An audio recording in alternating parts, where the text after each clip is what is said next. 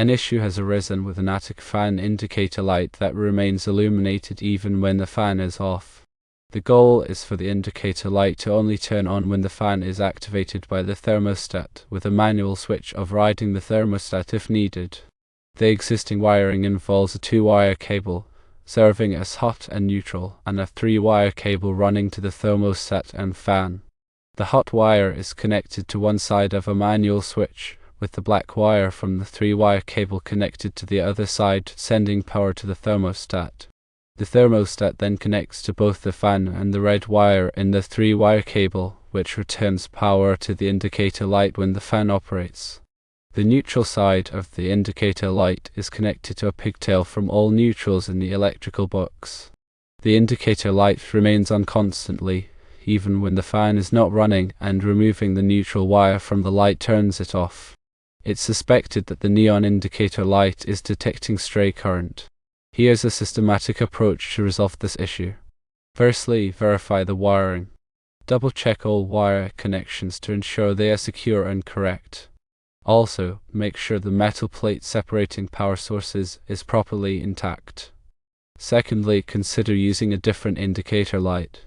As you suspect, the neon indicator light may be sensitive to stray current in the box.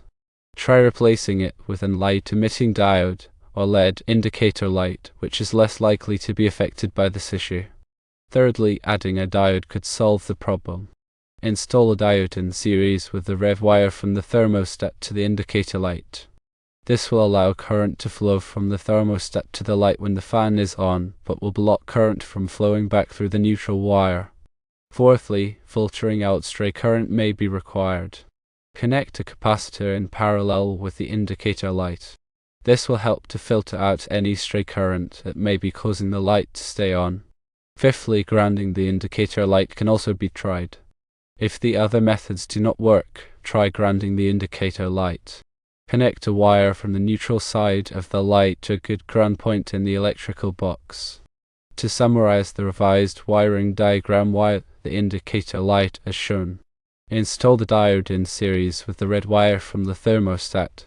Connect a capacitor in parallel with the indicator light. This is optional. Ground the indicator light. This is also optional. Turn on the switch and set the thermostat to turn on the fan. Verify that the indicator light turns on only when the fan is running. To elaborate on each of these steps, let's start with the diode. A diode is a semiconductor device that essentially acts as a one-way valve for electrical current. It allows current to flow easily in one direction, known as the forward direction, and blocks current from flowing in the opposite direction, known as the reverse direction. This property makes diodes useful in a wide variety of electronic circuits, including the situation with the attic fan indicator light. When choosing a diode for this application, several factors need to be considered. Firstly, the voltage rating of the diode must be sufficient to handle the voltage present in the circuit.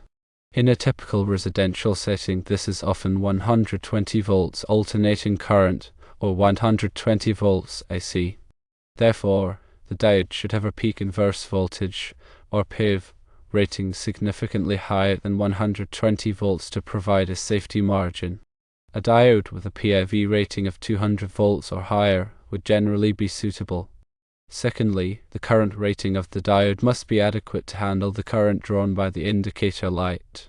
Since the indicator lights typically draw a relatively small amount of current, usually less than 20 mA or 0.2 amps, a small signal diode with a current rating of 100 mA or 0.1 amps or higher would be sufficient.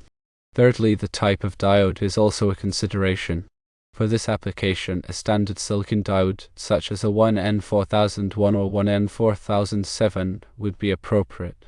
These diodes are widely available, inexpensive, and have suitable voltage and current ratings. Now let's talk about how to install the diode. The diode must be installed in series with the red wire running from the thermostat to the indicator light. This means that the diode is placed in the path of the current flow, so that all current flowing to the indicator light must pass through the diode. The diode has two terminals, an anode and a cathode. The anode is the positive terminal, and the cathode is the negative terminal. The cathode is typically marked with a band and the diode body. The diode must be oriented correctly in the circuit to function properly. The anode should be connected to the red wire coming from the thermostat, and the cathode should be connected to the wire leading to the indicator light. This orientation allows current to flow from the thermostat to the indicator light when the fan is on, but blocks any current from flowing back from the neutral wire when the fan is off. To install the diode, first, disconnect the power to the circuit by turning off the appropriate circuit breaker. Next, cut the red wire running from the thermostat to the indicator light. Strip a small amount of insulation from the cut ends of the wire. Connect the anode of the diode to the red wire coming from the thermostat using a wire connector or soldering and insulating with electrical tape. Connect the cathode of the diode to the wire leading to the indicator light using a wire connector or soldering and insulating with electrical tape. Ensure that all connections are secure and properly insulated to prevent shorts or hazards. Once the diode is installed, turn the circuit breaker back on and test the operation of the indicator light. The light should now only turn on when the fan is running and should remain off when the fan is off. If the light still stays on continuously, double-check the orientation of the diode and the integrity of the connections.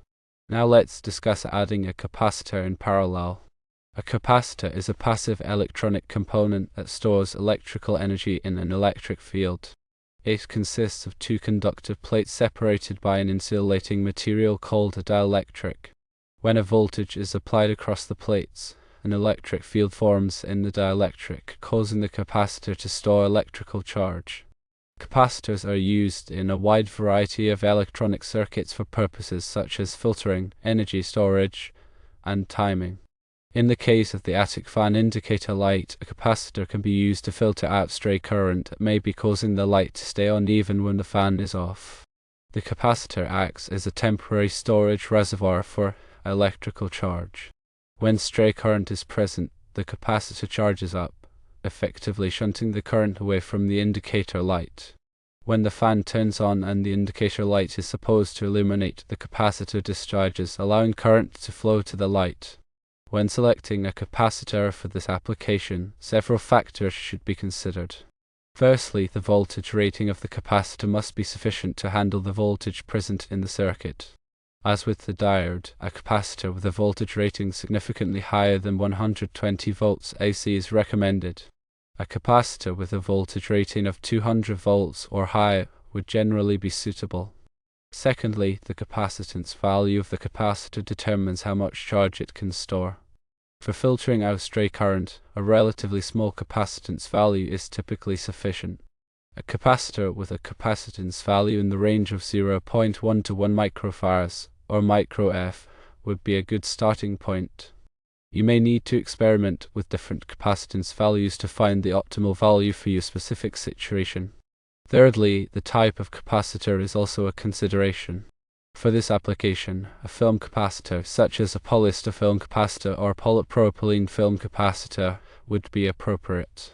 Film capacitors are non-polarized, meaning they can be connected in either direction without affecting their performance. They also have good stability and low leakage current, making them suitable for filtering applications. Now let's talk about how to install the capacitor. The capacitor must be installed in parallel with the indicator light. This means that the capacitor is connected across the terminals of the indicator light so that it forms an alternate path for current to flow. To install the capacitor, first disconnect the power to the circuit by turning off the appropriate circuit breaker. Next, identify the terminals of the indicator light. Connect one lead of the capacitor to one terminal of the indicator light using a wire connector or soldering and insulating with electrical tape. Connect the other lead of the capacitor to the other terminal of the indicator light using a wire connector or soldering and insulating with electrical tape. Ensure that all connections are secure and properly insulated to prevent shorts or hazards. Once the capacitor is installed, turn the circuit breaker back on and test the operation of the indicator light. The light should now only turn on when the fan is running and should remain off when the fan is off. If the light still stays on continuously, try increasing the capacitance value of the capacitor or try the grounding method. Now let's talk about grounding the indicator light. Grounding is the process of connecting an electrical circuit or device to the earth, providing a low resistance path for fault current to flow back to the source. Grounding is an important safety measure that helps to prevent electrical shock and reduce the risk of fire. In the case of the attic fan indicator light, grounding the light can help to eliminate stray current that may be causing it to stay on even when the fan is off. By providing a direct path to ground, any stray current will flow to ground rather than through the indicator light. To ground the indicator light, connect a wire from the neutral side of the light to a good ground point in the electrical box. The ground point should be a metal screw or terminal that is securely connected to the metal box itself. The metal box should also be grounded to the building's grounding system. The grounding wire should be made of copper and should be of appropriate size for the circuit. A 14 American wire gauge, or AUK, wire is typically sufficient for this application. To install the grounding wire, first, disconnect the power to the circuit by turning off the appropriate circuit breaker. Next, identify the neutral side of the indicator light.